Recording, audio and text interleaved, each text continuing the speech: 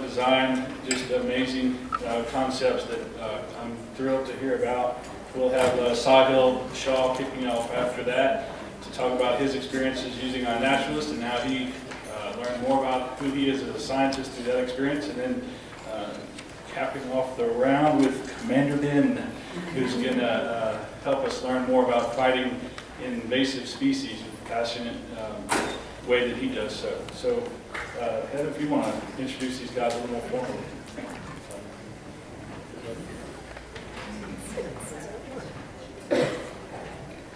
Andy Kuhlken is an 8th grade student at Austin Montessori School. He has been accepted as a Green Schools Fellow and will be going to the SC3 camp at the National Conservation Training Center this June. And he has implemented a sustainability project at his school, turning an unused grass area into wildlife and edible gardens. And he volunteers as a junior leader for Austin Families of Nature. He has assisted in building a natural playscape at Parkside Community School, and he also enjoys writing about nature on his blog, which is natureleaf.com, and it's L-E-I-F. That's the leaf part. He is also my son. And Sahil, let's see. Sahil is a 6th grader at Canyon Vista Middle School. He enjoys staying outdoors and exploring nature. His favorite sports are basketball, tennis, and chess. His dad, a technology manager, got Sahil interested in technology when he was 3 years old. Now it is his passion, and he uses it for school projects. He first got to use his technology skills in 5th grade when Mr. Hans introduced him to the preserve at their school.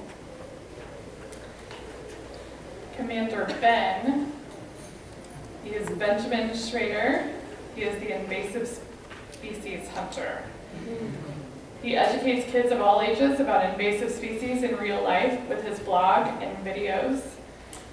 Ben has entertained thousands of kids through school visits with his Invasive Hunter Academy at events across the country, from the Lady Bird Johnson Wildflower Center to the U.S. Botanical Gardens. Ben has received numerous awards, including the Outstanding Terrestrial Invasive Species Volunteer and the International Young Eco Hero Award. So we have pretty exciting kids up here. So I will turn it over to Andy to start us off.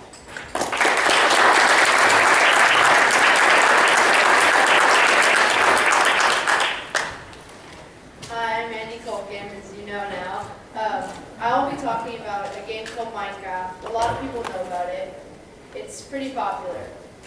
And it's mainly used for more, I guess, violent purposes, such as like blowing stuff up and just like killing the monsters on the game and killing the animals and destroying stuff. And I think that, and I found that you can use it to experience a virtual nature instead. So I'm going to talk about biophilic design, which is copying and using nature to build structures in Minecraft. So even on a day that it's too rainy to go outside or it's too cold, you can still use an electronic to experience nature virtually.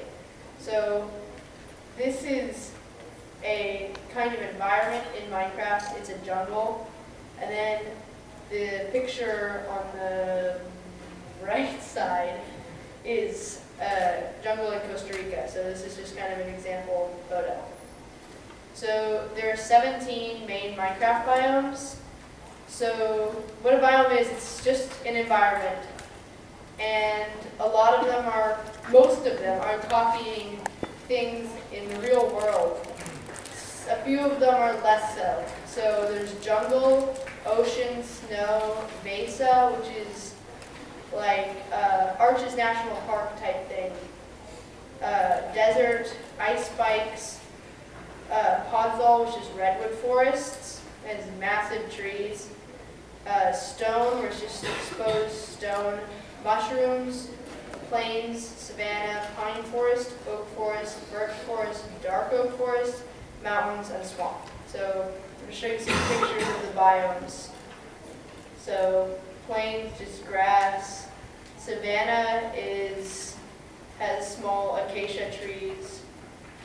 Pine forest is just pine trees, and oak forest is oak trees. These are kind of more standard ones, and then there's some more, I guess, specialty ones that are more complicated. So mesa is a pretty rare one. Snow is a little bit harder to find. Ice spikes is really rare, so is the podzol, and the mushroom is pretty rare too. Each ecosystem, each one almost has like an ecosystem. Like it's not really an ecosystem, but I kind of call it that. It has its own plants that go with it, its own animals. So these are some things you could use if you wanted to create a natural structure, I guess, on Minecraft. So there are 6 types of trees. You can use seeds to grow crops. There are 14 types of flowers and 35 types of plants total in the game Minecraft. You can grow huge trees, which are 2 blocks thick. There's waterfalls, which can make a structure seem more natural, and vines. So I kind of came up with 3 main ways you can use biophilic design in Minecraft. So the first one is you can build a structure that fits into a natural space. It doesn't have to be a biophilic building, but if instead of like leveling a forest to build it, you can build it in the forest, maybe even something like a tree house, which is more with nature than against it. You can use natural materials to copy nature. So I have a bunch of examples for all of these. And the third one is you can bring the outdoors indoors. So you can grow trees inside your house. You can put vines and waterfalls in your house. These are all just some things you can do. So these are some examples of fits into a natural space. So like a log cabin in the pine forest, or a village in a jungle. These mimic nature, so one of them here is a tree, or it's a house, but I built it to look like a huge, massive tree. So the entire trunk is a house, and up in the leaves there's a house. And then looks like just part of the natural environment, this hill of snow. So then this would be bringing the outdoors indoors. So I have a garden that's built into the walls, and then I have a waterfall inside of this hotel that I built. These are just some other examples. So a tree house, a castle. This is the inside of that log cabin. So I put like a potted plant type thing inside. This is a hotel with a rooftop forest, and there's a tiny little igloo. This is like a crystal mansion, and then this is a turtle. It's 2D. It's been built into the ground. This is a couple angles of a little village I built. So this didn't take very long. So something like this is pretty easy. Some of the other ones are a little more substantial. Like this one took forever. It's an underwater city. It's kind of hard to see, but the bottom 2 photos are from inside, and the other 2 are from outside it. So that one's hard because to build something underwater, you have to remove the water, which is not easy. This is a small little village that's hanging from trees. They're meant to kind of look like gourds, I guess. And so this is the inside of one. This is another underwater house and a hotel.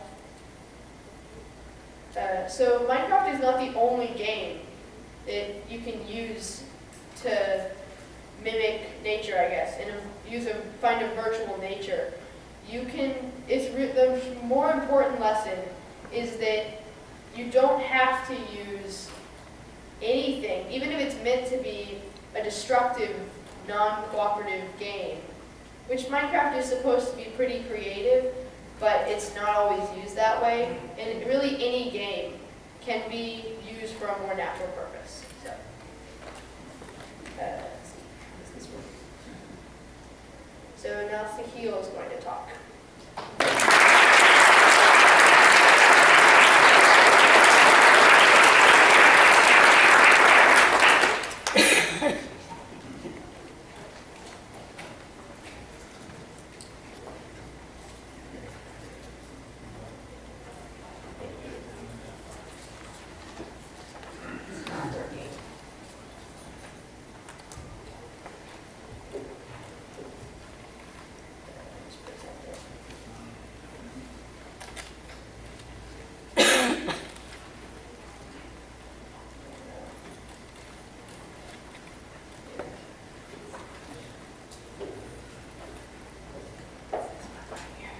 I knew it wouldn't work when the school teacher tried to show the students how to use technology.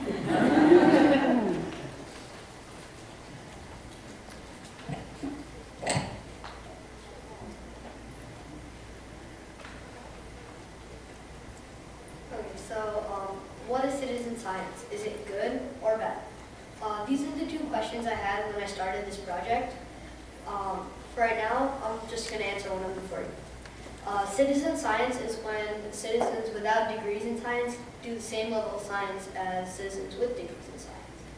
So how I landed on this project, at around this time last year, Mr. Hans, my 5th grade teacher, had posted job openings for each of us to do in our school reserve. When he started describing the iNaturalist project, he described it as combining science with technology. And there was only one job available in the iNaturalist opportunity, and I chose it, and I became a class iNaturalist teacher. And though I didn't like science at the time, I went with it, and I just started liking it more and more. Our legacy projects lasted about 8 weeks. They were centered on 2 big pieces and several others, and this all had to be bundled into one huge finished report. And every week I would turn in the status report to Mr. Hans on how I was doing with my project. And then I would take all 7 or 8 status reports I had and combine them to make the final report. And although I wouldn't have believed it if you had told me when I started, my finished paper wound up to be about 20 pages long, and I think that's the class average was about 10 or 15. The 2 main components were a construction or restoration project that would support life in our preserve, and the second piece was a scientific field study that related to our construction project. Because my project was all online, I asked Mr. Hans if I could build a virtual library for our preserve using pictures of Mr. Hans' students and our motion-activated cameras captured in the preserve. Mr. Hans thought it was a great idea, so we set up a place around our campus that includes the preserve. I think the place is pretty cool. It's like putting a virtual fence around an area, and any picture posted to that to iNaturalist from those GPS coordinates auto-populates to that place. And this is just an image of where our place was. Other aspects of my project, one thing I should mention at this point is that iNaturalist does have a social component, meaning that other people can comment on your observations. With all the privacy and online safety issues out there, Mr. Hans talked with our principal and our IT specialist, and they decided it would be best if he controlled access to the account, and if I only use it after Mr. Hansen logged me in to review any comments on my observations. Anyway, on the science side, I was a little unsure if the other people who might be commenting on my observations to check for inaccuracies were really worth paying attention to, or whether they might be degree professionals who did this sort of stuff for a living. Mr. Hans said that he had met some of the more active people on iNaturalist in Texas, and he could usually tell if someone had a PhD or if it was someone he wasn't familiar with. The more I thought about it, the more I thought it might be good to see if I was really making a difference and a real scientific contribution to the iNaturalist community. So for my science project, I field tested the length of time it would take for people to accurately comment and curate on my mistakes. Then look at the person's online profile and see if they were messing around or if they took it seriously. Some of you are probably thinking, what is this iNaturalist thing this guy's talking about? Well, iNaturalist is an online social media where scientists or non-scientists can post observations or sightings. Then people can comment on the post or identify it. So, if we go back, the second question I asked was, is citizen science good or bad? Well, this is the question my project started on. My hypothesis was that usually it is good. To prove this, Mr. Hansen and I started to design an experiment. And this is the observation page for one of my posts. Over there it says, iNaturalist posted this observation. Well, LME stands for my school, Laurel Mountain Elementary, and that was the name that my account was under. Mr. Hansen taken this picture of a golden cheek warbler, and I posted it, and 2 people agreed with the original identification that I had put up, which was the golden cheek warbler. This is another one of my posts. It is a variegated fritillary, and over there on the right side it says LME Naturalist would like some help identifying this. Well, that means that I never put a name up for this picture, and then these 2 people down here came in and they both suggested the same identification. So when I went on the internet and searched it up, it looked like the exact same butterfly I had seen, so I accepted it and it became the title for this picture. Here's the detailed process of my project. Sometimes I would post wrong and on purpose, and I would see how long it took for someone to correct me. Then I would ask questions to myself like, how many days did it take for the last person to answer, and record it on an Excel spreadsheet. This is my final data that I got from the spreadsheet, and once I had filled it out, I analyzed it. As I did, I noticed some patterns in the data. The first time I started seeing these patterns, I got really, really excited, and it motivated me to move forward with my project. And the larger sample of observations on the spreadsheet there were, the more evidence I had to prove my hypothesis. I ended up with about 40 observations posted, which was, you can call, a decent-sized sample. And some examples of them were, most of the people answered in 0 days, which means on the same day I posted it. And there were barely any people that posted over 2 days, and after that, nobody answered at all. And the last pattern that proved my hypothesis in the end was that more people were right than wrong. So, in the end, my hypothesis was proved correct, and citizen science is good, and citizens without degrees in science can do the same level of science that citizens with degrees in science. And one of the coolest things that happened late into the summer, and I didn't even learn about this until a couple of months ago, because our campus sits on the Balcones Canyonlands Preserve, we have a huge database of photographs of plants and animals relating to the development of our preserve. And one of the biggest reasons the Balcones Preserve exists is because of a little migratory bird named the golden cheek warbler that I mentioned earlier. The bird is endangered, and local biologists banned them to keep track of them from year to year. I apparently overlooked one of the golden cheek warbler posts I put up, not the one that I showed you earlier. That was a valid one, and it had a wrong date. Mr. Hans got an email from a local biologist who said they had seen the picture and the date and were hopeful that the date was accurate because they hadn't seen that bird, the particular bird last year. Mr. Hans, of course, told them that we had got the date wrong, but it proves again the value of each and every observation we make, and it shows that even at 11 years old, I'm an important member of the scientific community.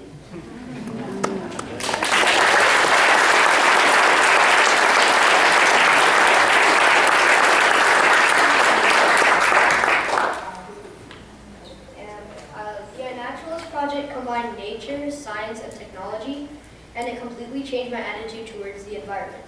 Now I know so much more about the reserve than I would have otherwise known. Things like how to get the best shots of animals and how to be quiet around dried up crispy leaves and not trip while looking up and walking. Technology was what made this project interesting though. As I mentioned before, I didn't like science at the time, so it was the technology factor that really jumped out to me when I picked the project. And literally, to put it in words, technology helped me like science. To wrap it up, it was an amazingly designed project, experiment, and an awesome experience. By the end of the year, everyone wished they had my project.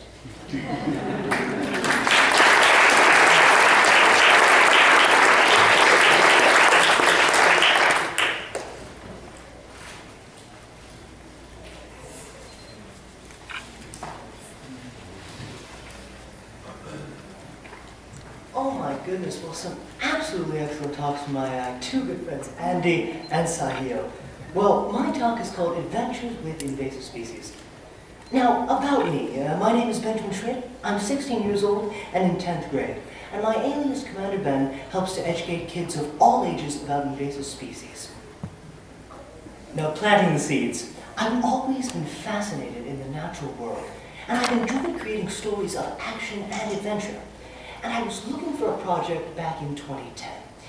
You know, I want to talk about this photo real quick. I really love what this photo symbolizes. That's near a local pond near my home. And that shows a love of nature that I have personally, and a love of nature that I want to export and share with all young people, especially our generation and all generations. Now, learning about invasives. I learned about invasive species in Texas, and I said, this is an adventure that I want to be a part of. It is the good guys versus the bad guys. Our wonderful native plants versus the horrible invasive species. And I said, I want to help the good guys win. Becoming a citizen scientist. This is something Sahil addressed beautifully, is citizen science. Oh yes, and that is an excellent picture. I'm absolutely horrified about the bastard cabbage. Now, I took training, I'll forgive my language, I took training courses online, which is really a fantastic thing. I attended workshops at the Lady Bird Johnson Wildflower Center, and I learned about different invasive species, both online and in the field. And I volunteered with the City of Boston on numerous invasive species removals. With any of us that have been on invasive species removals, I really love the before and after. You really see how the invasives have dominated the environment, and then once you've ripped them out of the ecosystem, how our wonderful natives can recover beautifully. Now, finding and reporting invasive species. I learned about invasive species in Texas through the Invaders of Texas program as part of the Lady Bird Johnson Wildflower Center. Really an amazing program. And I used the map to find nearby observations. And I've reported numerous sightings to the Texas Invasives database. I really love the database because it helps me with the movies I make, finding where invasives are. There's numerous sightings of the invasives, so they're rather easy to find, but it's very helpful.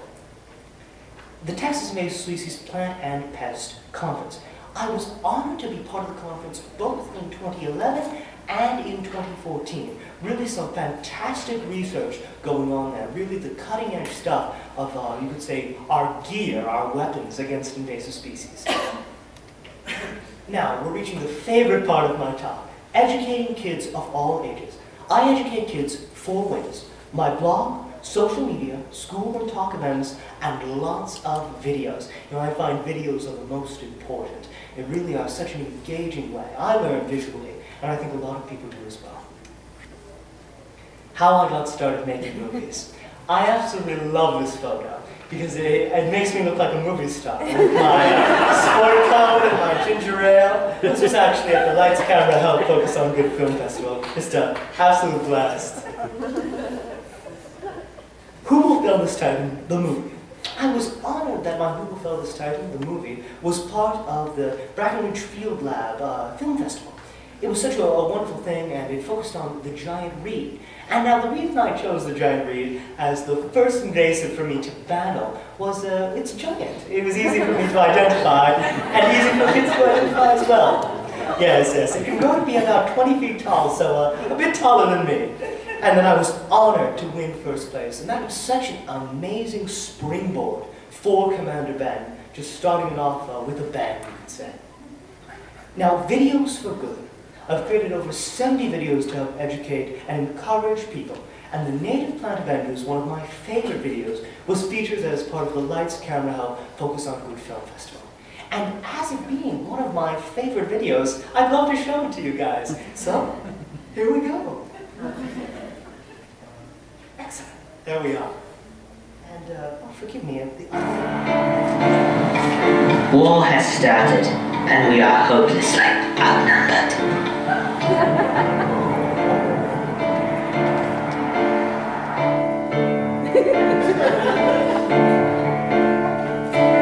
It's time. Texas Blue Run, this native ecosystem has changed. I'm here on a mission. Bastard cabbage, An invasive plant from the Mediterranean is overrunning Texas fields and roadsides. I just don't need you back in the ecosystem. I need you in the fight. Yellow bitterweed, I'm a big fan of your flowers. Oh, no. I will persuade you.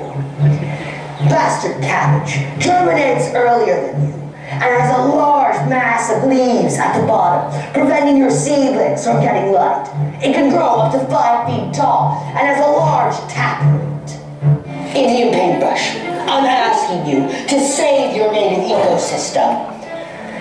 Bastard cabbage, an evil, insidious invasive that has flowers that look extremely similar to cabbages.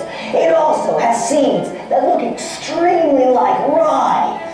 I'm asking you to join a remarkable group of native Texas wildflowers to fight this evil, insidious, dark invasive. I still believe in heroes. Bastard cabbage, we're the native plant Avengers, ecosystem's mightiest heroes. We'll hand-pull you wherever we go and prevent you from going to sea. How desperate am I? I'm very desperate, but we will defeat your choking monoculture. You've got an army. Well, I've got a bitterweed. Stay back! Thanks, bitterweed. I owe you one. I know this is nothing that you've ever been trained for, but if we don't work together, Texas native wildflowers will be lost forever. Native plants, what are you prepared to do?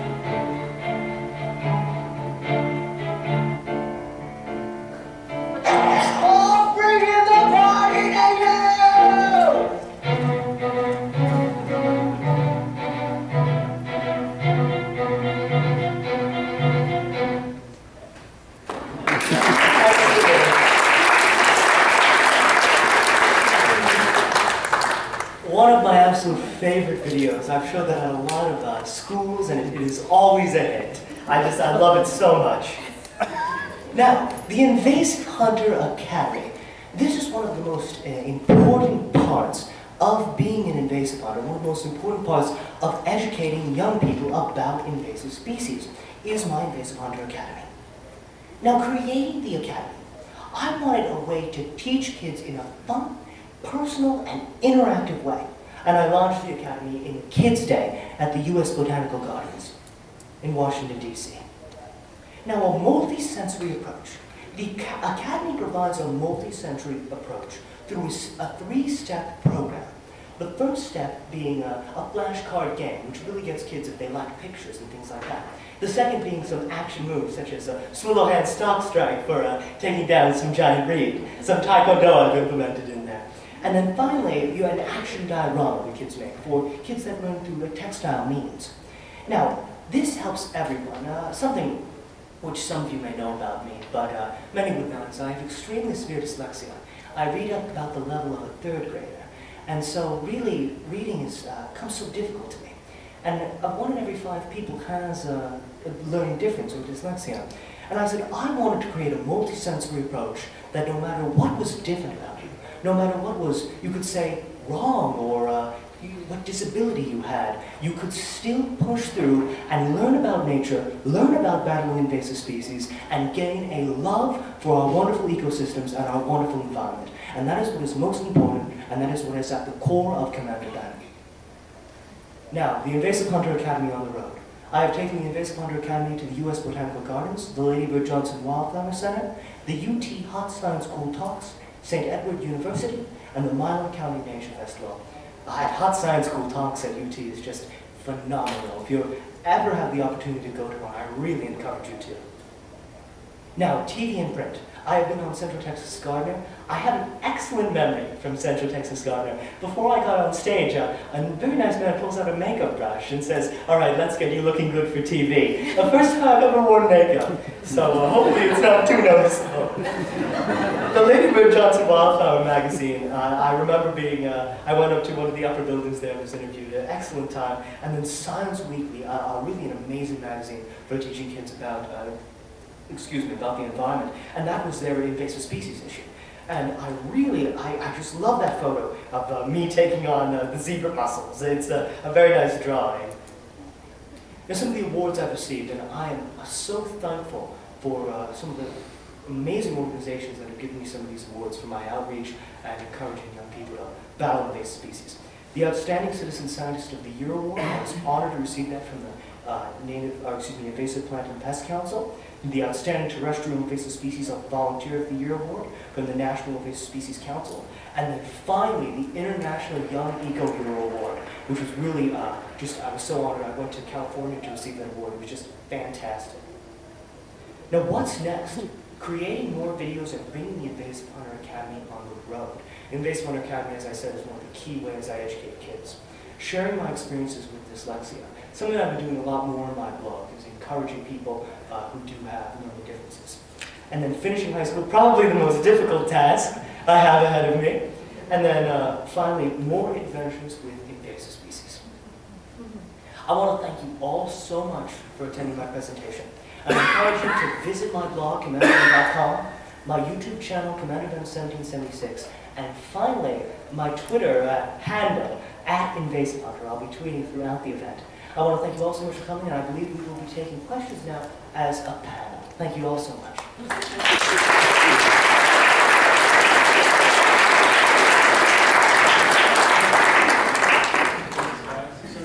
If anybody has questions, you can step to the microphone, or if we can hear you up here, we'll have to do the hands raised as well. So, yes, ma'am. I have a couple of questions. My first one is for Sahil. I'm really inspired by the fact that you applied for this job, and I'm interested to hear what some other jobs were that were up there, because I think I'd like to model something similar in my job, either at the district level or at the facility where I work.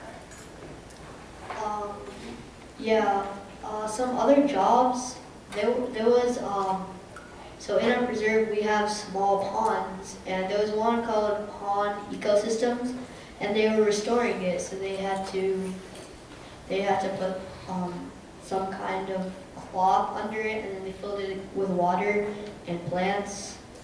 And I think there was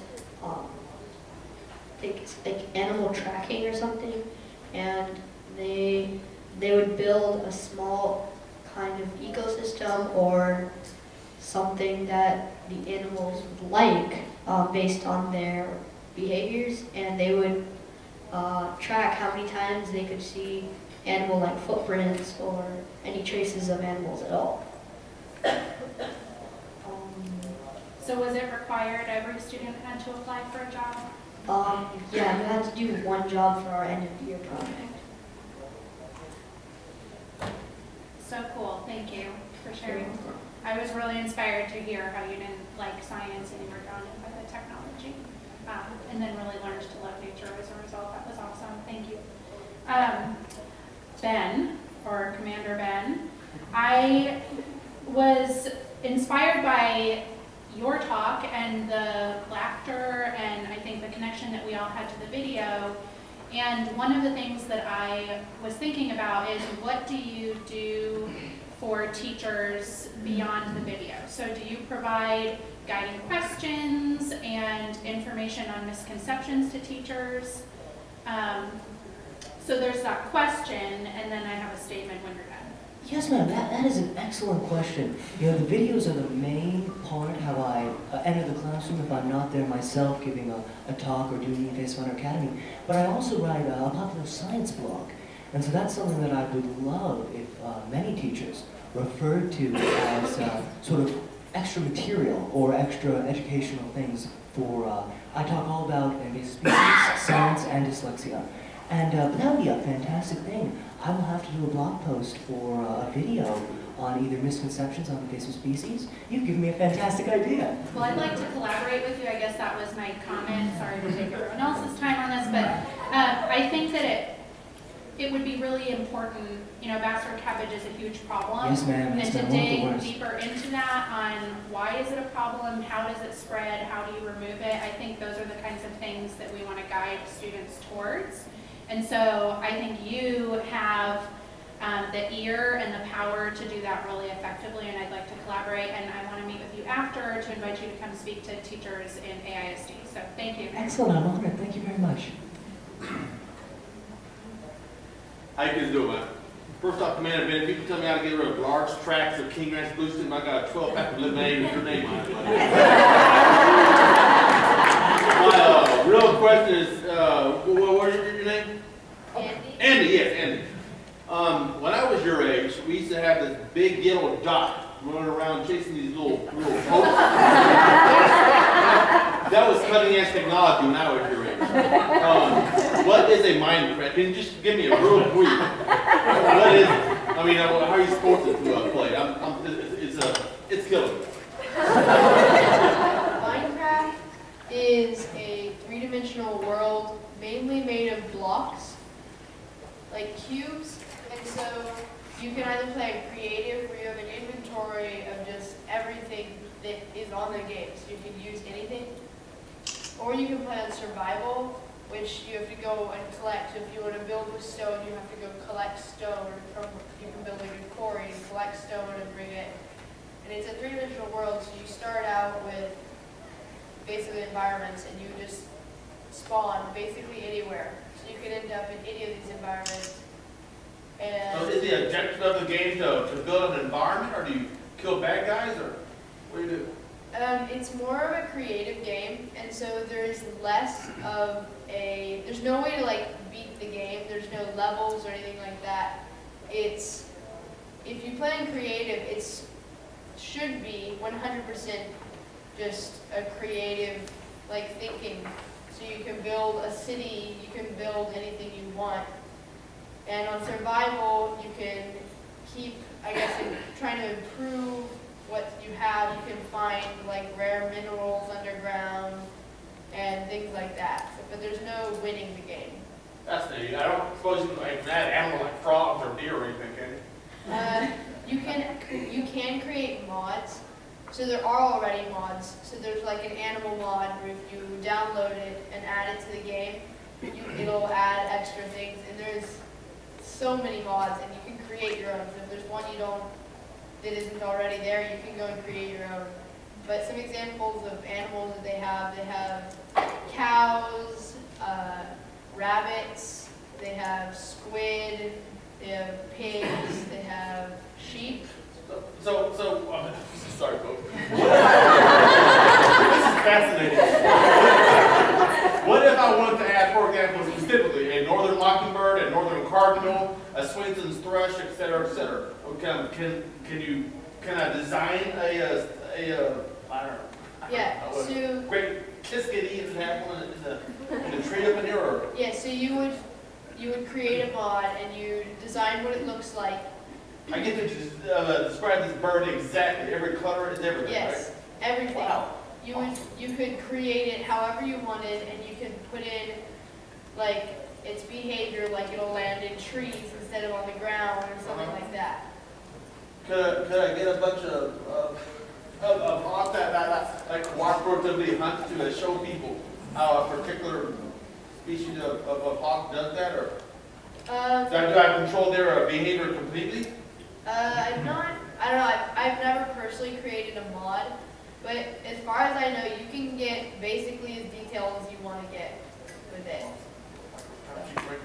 You get to different levels, don't you? It does not have any levels. You just keep playing until you've decided you're done playing on that world and you start a new world. So you can keep playing wherever if you want to. Excellent. Forgive me if I could possibly add to that. You know, Andy is probably an expert in Minecraft. He would beat me any day. But I always loved the game myself. I haven't played it for a long time. But to answer your question about mods, I know that you use things called texture packs, and you create them by everything's made out of blocks. So you have to use squares. So you paint it using squares, and then once you're done, you create the the body of it using squares again.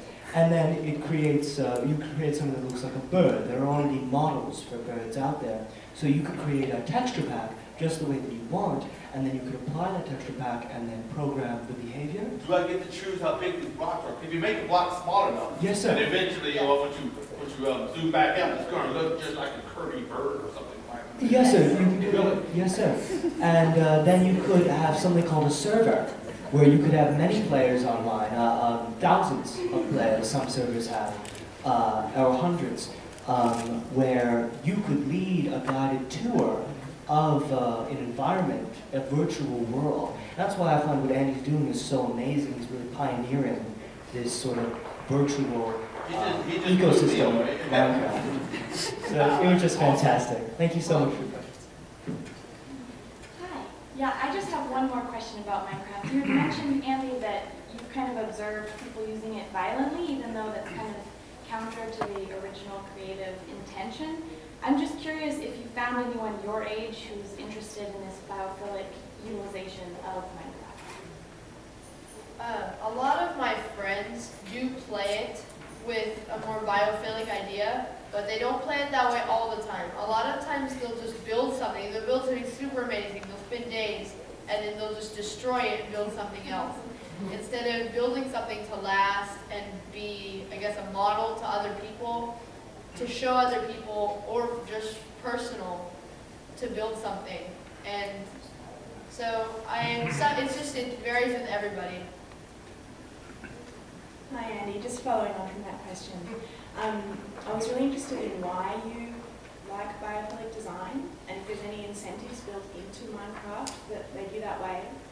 And then if there's not, are there any incentives that people who are interested in biophilic design could build into the program to kind of shift the mentality? So I don't exactly know. The people who created Minecraft, I don't really think they had the idea of it being a peaceful nature. Like, usually it's, can you brave the wild on survival, I guess. And that's, I think, in my opinion, that's why it was mainly put there. But I think that really it's better to use for biophilic. And it's really not that hard to do biophilic. You just have to, instead of using brick, use something like branches and leaves. And it's also, it has a lot of good things. Like, you could use Minecraft if you wanted for city planning. I mean, it's really limitless because of mods, and you can add anything to the game. It's pretty much limitless. You can change it as much as you want.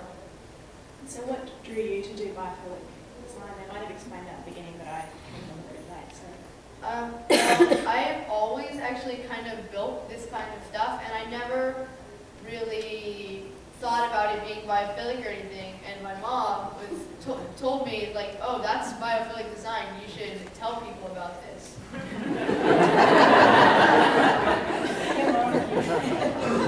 Why is it called Minecraft? When you said Minecraft, I thought they were going to throw stuff up. That's what I was thinking. Why is it called Minecraft? I don't know. I don't know. Because you mine for things. You have to mine for your resources. Oh, that kind of mining. I think you would blow up that guy. I have another Minecraft question. That's something you said earlier made me curious about the underwater world, and that you said it was quite difficult to remove the water. And I'd like to know how you did it. So first you have to completely seal in a structure, because if you don't, you can get rid of the water, but it'll all flood back in. So there's a water current flowing in, you had to seal that water Yes. current. So you have to, underwater, you completely build a structure that has no way in or out, and everything is actually a solid block. Even if it opens like a door, you can place it and open it, and water won't come in. So you can come in and out of the building underwater without it flooding the building. And then you fill the entire building or room with some kind of block. I usually use like brightly colored blocks so I don't accidentally destroy the building. And then you have to destroy all of those blocks to get rid of the water. So I have a question about the iNaturalist stuff that you're doing. How do you decide if somebody is a real scientist that knows what they're talking about and doesn't? Well, as I mentioned, sorry. As I mentioned before, Mr. Hans usually had met some of the more active people on iNaturalist, so he could usually tell if someone had a degree or didn't. I recognize Greg Lasley for the Golden Chief, and he's well known in Central Texas for taking photos. I don't know if he's a scientist, but I know he takes a lot of bird photos. Me and Lynette volunteer with Buckwheat Canyonlands Wildlife Refuge, and he supplies us with a lot of photos. So I know that on Facebook and a lot of birding groups and stuff that I'm in, you have a group with 14,000 people in it, and somebody will go, "That's a northern mockingbird," and you'll go, "No, it's not. It's a cardinal. What are you talking about?" And they're very adamant, so that's why I was wondering how you know, because just because somebody is very adamant that they know what something is, or they state very plainly, how do you, on a social aspect, without actually meeting somebody and seeing their degree on the wall, how do you know that they know what they're talking about and you should go with what they say, or if it's something different? Well, usually you don't, and like anything that they suggest, what I do is I go on the internet and I search up pictures of it and see if it matches what I posted. Thank you.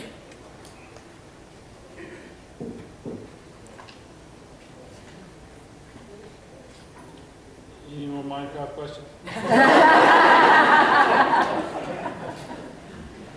Anything else, man?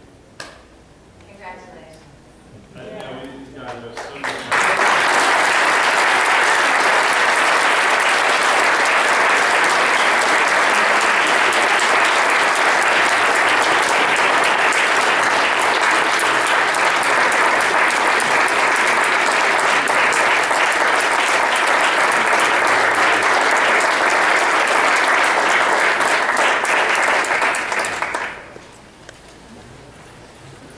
Goodness, so wonderful. Thank you all again for coming.